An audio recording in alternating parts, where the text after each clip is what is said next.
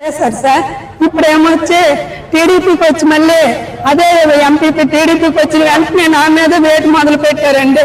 ఈసారి నేను వైసీపీ దాన్ని అనుకో నన్ను వేధిస్తూ అతను సాంబార్కి పిలిచి విపరీతమైన మాట్లాడుతూ రాజీనామా చేస్తావా చెయ్యవా అనుకొని మా ఊరు 9 మంది అతని అనుసరులు 9 మందితో పట్టిన మేము మొదలు పెట్టేసి మా ఊర్లో నాతో ఎవరు మాట్లాడినా నాకు ఎవరు సపోర్ట్ చేసిన వాళ్ళకి గవర్నమెంట్ వచ్చే పథకాలన్నీ ఆపేస్తుందని చెప్పారు సార్.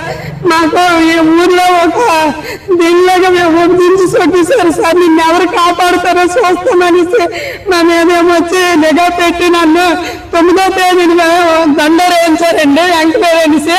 10వ తేదీన వచ్చేసరికి ఆ ఎంక్వైరీ పిటిషన్ దారిలో ఆ 9 మంది అతను అనుసరితో పోలీసులు పెట్టి మరి ఒక రూమ్ లో ఎంక్వైరీ జరిపించేసి నాకేమొచ్చి 11వ తేదీ అయ్యేసరికి 10వ తేదీ జరిపించి 11వ తేదీకి నాకు